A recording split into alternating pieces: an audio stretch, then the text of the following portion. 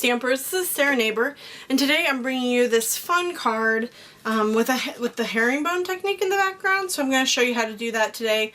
This is using our celebration paper. I know I use it in like every video, every project. I love it. It's my favorite Stampin' Up! Designer paper we've ever carried. It's the Everyday Enchantment paper, and you can get it free with a $50 order. So I'm going to show you this card today, and yeah, I hope you enjoy. So let's get started. The first thing you need to start with is a piece of, I use vanilla, and it doesn't matter because we're going to cover it up with all this pattern paper. So whatever color you want. Sorry, I have to reach through here. And you need a Sizzix permanent adhesive sheet, and that's what's going to make your paper sticky all over. So it's not like you have to run tape runner all over it to adhere all those little strips. So they come in a 12 by 12 size, and you get, I believe, 12 sheets. And I think it tells you on the front here. I think it's 12 sheets. Yep. You get 12 sheets of 12 by 12 full adhesive paper, and there are instructions that come with it. So there's those. Now you can do it much easier. If I hadn't have cut up mine, you can just go ahead and there's a peel here tab, and you could just stick the paper to it, rub it really nicely, and then pull it off. Okay, so you can do that if you don't want to cut out a piece, because when you cut out a piece you have to try and get a part open, so that's the trickiest part. Anyway, let's move on. So go ahead and peel the backer off, and then you want to go ahead and stick your piece of paper down to it. Oops, mine is sticking already. Okay, and so you're going to stick it on there. Press down real well. Try not to get adhesive all over yourself like I just did. Yep, my finger is a little sticky. Alright, and then peel it up, and you can see all that adhesive. Alright, so you can throw away the rest of it. Alright, so then you begin. And the first thing you want to start with is your darkest piece of paper, and I just cut a strip, I just cut a strip that's 12 inches long, so I just cut a piece off of there, and all the pieces I've cut today I did not measure. I just cut random strips of paper with my tabletop paper cutter because it cuts such fine strips and it cuts them real nicely, so it does that. So I put it diagonally across it, the darkest color, and then I'm just going to snip it, and I use the same piece of paper. I've seen people do this where they cut, or I'm sorry, they don't cut. They just leave them all hanging off. But the thing about if you cut them is that you know that they'll be the same width, exactly the same width, so you don't have to measure, which is more important to me than anything. And then when you want to reuse the same strip, you have to make sure you get a 90-degree angle right there so that all your other pieces will line up nicely. And I'm going to put it there. Okay, so that's the base that you have to start with. One across the diagonal and two that just meet up with it. Okay, and it doesn't matter if it's exact or if it's perfect or whatever else. Okay, and then you just want to take all your other patterns, whatever patterns you want to use. I'm using all of the patterns, so all 12, but there's obviously 6 sheets and they're double-sided. And then I had them organized like this. This is not what I would normally do. This is a great way to use scraps, so I wouldn't normally be like, oh yeah, you should probably put them in little cello baggies, because these are 1x8 cello baggies. I wouldn't recommend you do that. I just did that because I showed this at like it was a shoebox swap, so other people had to make it. So I thought that would be an easy way to organize the papers so people could look at them really fast. Alright, so I went ahead and did that. Oh, and I bet this isn't going to be long enough. Oh yeah, it is. Whew. Good deal. Like I said, if you don't want to chop, then you can use, you don't have to. You can use another piece, but like I said, since I didn't measure mine, they're not the same distance, so. And I've made some of these cards where the, sorry, I'm trying to find one that's about the same width. Should have probably planned this out earlier, I know. That's probably what you're thinking, like, hello, lady. Anyway, oh, here we go. So this one's about the same. So what I do is I do the two that are like across from each other, the same. And I first started doing it by them all being random, and it just took me so long because I was trying to pick out patterns that weren't right next to each other, and I don't know, that weren't the same colors, and anyway, trying to make it look nice, and it took me forever. So now I make these two the same and these two the same. That takes me a little less time. So I just butted them up towards each other again, and let me show you that one more time. Okay, so I'm just going to butt this end up there, and you want to make sure it's right against the edge. And then I'm going to cut it. Like I said, I just trim it at the bottom, and you don't have to trim it perfectly right now. You'll see in a second why. And then you're going to take, oh, that one's, it's kind of weird. It's like I tore it or something. I don't know. Anyway, so I cut it. But normally you don't have to cut it. And then I went ahead and I'm going to butt that up against that and butt it up against the side of that, and there's that, okay? I'll show you one more time. I know I already said one more time, but I want to make sure you got it. Alright, so again, butt up the edge against the strips you already have. Oops, I didn't quite get it butted up against these down here. Okay, there's that. Woo! This stuff is sticky! And then I'm going to take this edge and butt it up against this. So it's really handy because you don't have to actually cut those 90-degree angles except for on the first main piece because it was 1, 2, 3 instead of just 1, 2. And then what else was I going to tell you about it?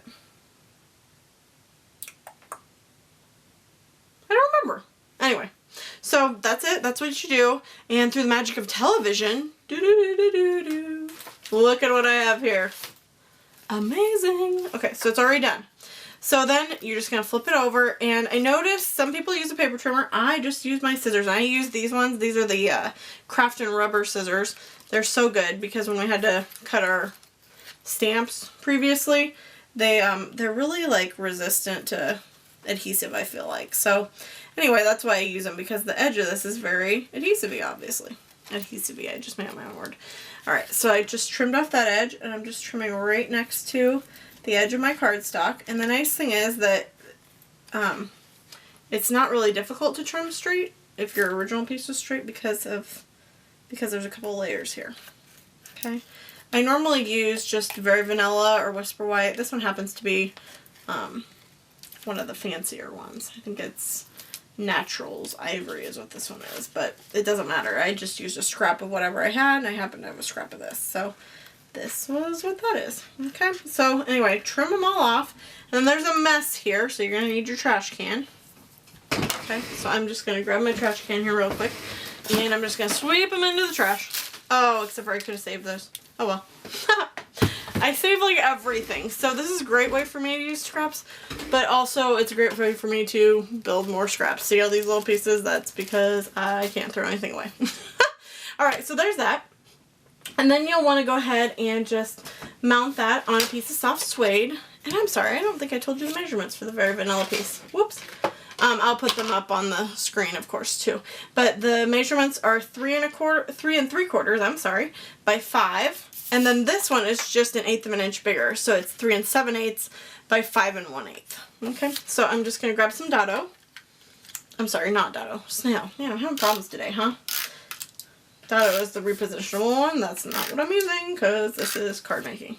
I use Dado a lot with scrapbooking because I like to move things around because I'm very indecisive. So I just put some snail on the back. Then I'm going to go ahead and put this on to there. It's just going to have a nice, very small little soft suede mat. It's one of the colors in the paper, so that's why I chose to do that. And then I'm going to grab some soft suede taffeta ribbon, and I'm going to tie a knot. Now I will have up a video on how to tie a knot, so I'm going to go ahead and speed through this part because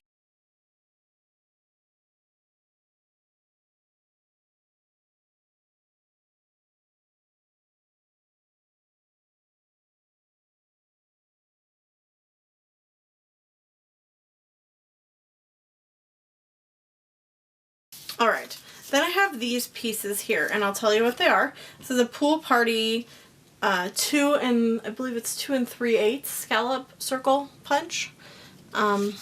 Peach Parfait 2 1/2 inch circle punch. And then I have the Scallop Oval punch that I've cut in half. You can see that. And I've just lined it up so that there's like basically 5 scallops showing on top and bottom. And then my favorite, the Decorative Label punch. And I punched that, I'm sorry, this was soft suede. Or maybe I already said that. And then this side is Pear Pizzazz, the Decorative Label punch, and I've just adhered those together. And I cut down, you can see that that's kind of a rough cut because it doesn't really matter, but I just cut the point off because when I put this piece on, if you don't cut that part off, there'll be a random little point sticking up that doesn't look like it belongs. So I just went ahead and kind of altered it a little bit. So keep in mind you can do that with your punches too. Alright, I did sponge the Very Vanilla layer that I stamped a happy birthday with, and I did sponge the Pear Pizzazz there as well. I didn't sponge all the layers, but I also sponged this Peach Parfait layer. So I wanted to show you how I sponge. I just have a sponge wedge here. It's about 1/6 of one of our sponges. And then I just go ahead and kind of dip it in the, or pounce it on the little stamp pad there. And then I just go around it and just get the edges. Okay, and you can keep going or get more ink on it as heavily or as not heavily as you want, okay? And then I write on the side with a permanent marker which color it is so that I have them organized and it's nice and easy like that.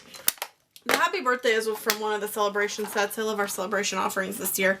This one is called Elementary Elegance, and I used that Happy Birthday right there. I think these greetings are so pretty, and it has these cute little things, and this, that matches the acrylic label. Ah, love it. Alright, so now we just need to adhere these together. I need my snail again. Okay, so I'm just taking that circle and putting it on this Pool Party Scallop Circle. And then the Happy Birthday needs to go on here.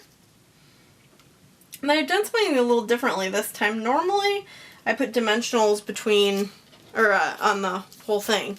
This time, I did this a little differently, and I went ahead and these two pieces, the scallop circle and the regular circle, I went ahead and adhered to the card, and then I put a dimensional between the two pieces just to give it a little bit of pop and pizzazz. It's fun. And if you don't have all these punches, you of course don't have to do all this. This is, you know, I know it's a lot if you don't have them, but I really like layering punches for different looks, and you can see I altered, you know, I cut this one apart, and then the green, the Pear Pizzazz, I cut a piece off of too. So anyway, there's that. And I'm going to adhere that onto the card as well, and then it's going to be done. So it's really a pretty simple card besides, you know, the busy background, and that's what I was going for, is that I knew that there would be a lot going on in the background, so I wanted to keep it really simple and just really showcase that. And I wanted to mention real quick, if you're wondering about my dimensionals, I cut them in half on the diagonal so that I get more out of them, and they're smaller, so sometimes you need smaller ones anyway. So anyway, that's what I did. I hope you enjoyed this card today, this birthday card, or it could be any other kind of card. You can use any of our designer papers to do this, and I hope you try it soon. It's really fun and great way to use your scraps. So thank you for joining me today for this herringbone technique, and check out my blog and join my mailing list for to be updated on the rest of Sarah Loves to Stamp. Have a great day.